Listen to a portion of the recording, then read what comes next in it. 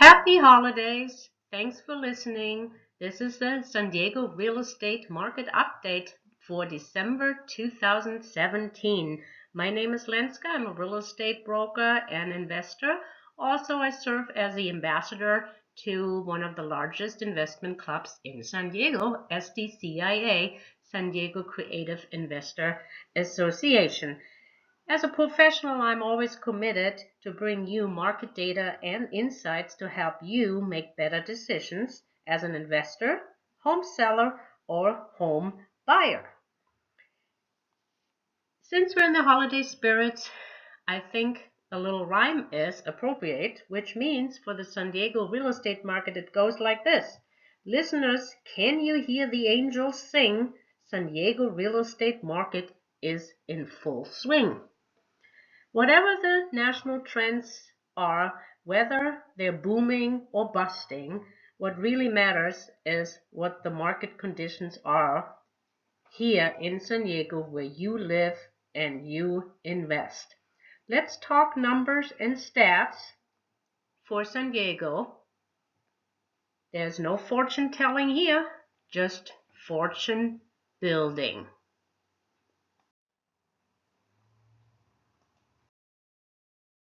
In order to assess the health of a real estate market, we're looking at those 7 real estate data points.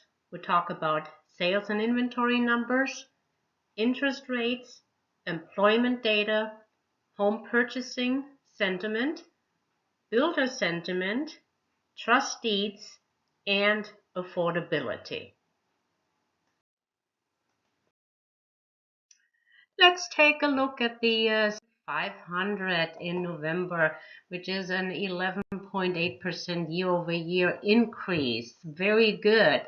Take a look at the last month. We actually had an increase. We actually had a very good fourth quarter, which usually check out in 2016 fourth quarter or in 2015, actually the prices were decreasing. Same for attached. It has been kissing the $400,000 line for the last 4 or 5 months. The current median sales price is $407,000 and 11.5% year-over-year increase. Now the national average is 6.7% increase for attached and detached. So San Diego is faring very well with 5% above the national average. So no wonder that everybody wants to move to San Diego and invest in San Diego.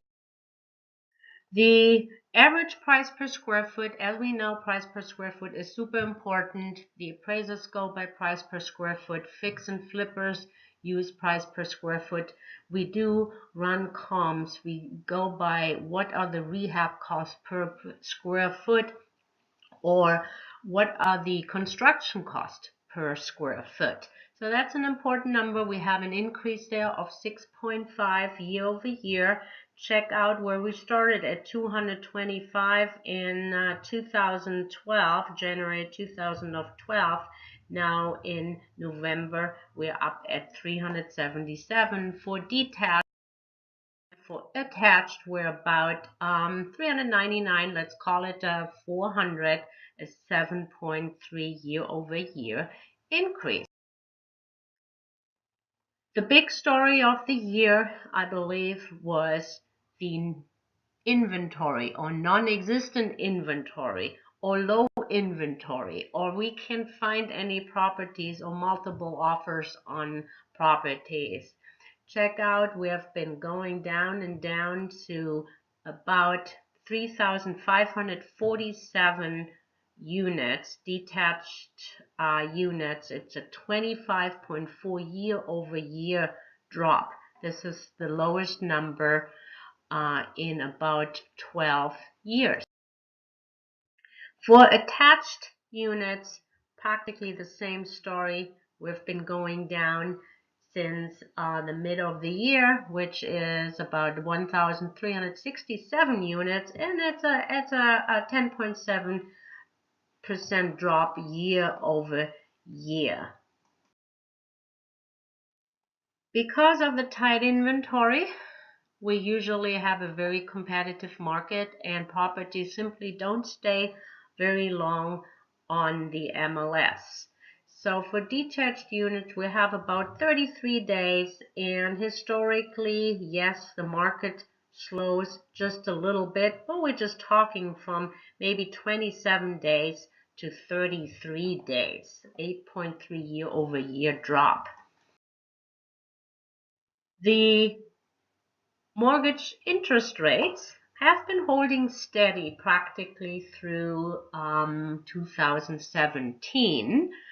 Remember, in 2016, the Feds threatened to raise interest rates, and that really didn't materialize throughout the entire year. So we're still about 4% for conventional 30-year fixed. We're about 3.5% for FHA or VA. And again, bad news for your hardworking self-employed people or real estate agents or 1099s receiver. If you try to qualify and you don't have a W-2, the interest rate is 6.375, which is a substantial difference if you look in the payment. So your payment difference is about $400 to $500. Well, but the best news is the job market is really improving. The unemployment rate in the US is 4.1%, but San Diego is at 3.7%. So we're below the national unemployment rate. So last time we had a low unemployment rate like this, it was about in January 2000 to January 2001. In case you're wondering, these blue lines are the recessions. So just check out every time. Let's go back to 79. We had low unemployment followed by a recession. We were in January 1990, low unemployment followed by a recession. 2001, and obviously we all know the 2007 or 8 followed by the big meltdown. So to average every 8 years we have a recession. So this time we've been going from 2009 to 2018, which is 9 years without a recession. Obviously, we're always looking at the unemployment rate, but what jobs have been created? So the green one right here is the second runner-up, I would say, professional and business services. Then 2,800 were in the educational and health service, and then government jobs were created, 7,100. I actually thought our current administration wanted to get rid of big government. Now, this tells you a story right here. Construction jobs, we actually lost 500. So how can we build more inventory, but we're not hiring enough construction workers? Still hear the angels sing, or you can give me a ring. You might want to find out if it is cheaper to buy or to rent, or if it's a good time to buy or sell. Maybe you want to find out if your tenant's paying current market rent. Call me at 858-717-0314 or email me to lenskab@gmail.com, or keep listening to the market update to find out if the high demand for houses will continue for 2018 and who will the buyers be. It is. Fannie Mae created an HPSI, which is a home purchase sentiment index. This is practically a consumer outlook number that combines some current views and some forward-looking expectations of housing market conditions and complements existing data sources to inform housing-related analysis and decision makings. So they practically have 6 questions they're asking. Is it a good time to buy? Is it a good time to sell? Will home prices go up in the next 12 months? Will mortgage rates go up in the next 12 months? And are you confident or not so confident about your job? And also, do you feel like your income is significantly higher in the past 12 months? Good news again, it went up. The HPSI went up 2.6 points in November to 87.8. The highest number was, I believe it was August, of 88.3%. So how does it all add up? Here are the single components of the index.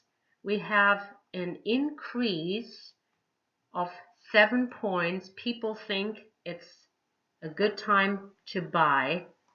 More people thought it's a good time to sell. We also think prices will still go up. Now, the one the one party pooper is right here, that many people think that the mortgage rates will go up. So also people are more confident that they're not losing money. But I'm also looking at this zero number. That zero number concerns me, because if we have such a hot job market and low unemployment, why does not anybody feel or know that they're making more? So here's a single graph of a good time to buy. It's practically a net number of if you think it's a good time to sell or if you think it's a bad time to sell. So that comes up with a net number of 29%, with a good time to sell up 4%, the net. And by looking at the home builder sentiment, it looks they have rebound from the hurricanes Irma and Harvey. And also home builders have a very positive outlook for 2018 as the sales increased in November. We have just heard that got any big increase of single family units. We used to build around 800,000, and now construction starts are down in the 200s. In 2013 we saw a little bit of life, but then in 2016 we saw a drop again. Clearly the winner is the multifamily starts. Now, I'm wondering, obviously there's a high demand with all the millennials rather renting, but now we've been building or will complete more rental units than single family homes. So hopefully the rental market should improve next year. Here's another. 2017 household growth was about 86,000 unit or families, which is also predicted to be even higher in 2018. This is for California. So besides household formation, we also look how many people move into San Diego or even Inland Empire as marked here, which has a huge number, about 90,000, where San Diego is in place 5 as a migration spot from primary markets. Okay, so that even will put more pressure onto the inventory in 2018. Simply said, we need more houses. Here is the reason for why people move into the Inland Empire. Over 2012 to the third quarter of 2017, the Inland Empire was still affordable with a payment of about $1,710. You need to make about $70,000 to qualify for that payment. Now in LA or San Diego, you need to make about 120,000, where in Orange County, you just need to make a measly $160,000. So who can afford all this and who is buying? We're still looking at buyer groups out there. Right now, we have the millennials and also the baby boomers. Speaking about affordability, we know that the millennials have a lot of student debt and household formation is delayed, so they're purchasing homes later. And with the boomers, actually, they have spent their nest egg in the last downturn, so people, the boomers, will be staying in the workforce longer or even retiring and maybe picking up a part-time job. So as you can see, they want to stay healthy. They like all the walking trails, the yoga studios, and the recreational centers, where the millennials are very focused around their pets and also vicinity to dog parks. For themselves, they do like the outdoor recreational facilities, and they're much more about experiences over possessions, where the baby boomers are much more materialistic, as they have to be, because it doesn't look like they're exchanging their big house for a recreational vehicle or an RV to tour, due to the money they lost in the last crisis.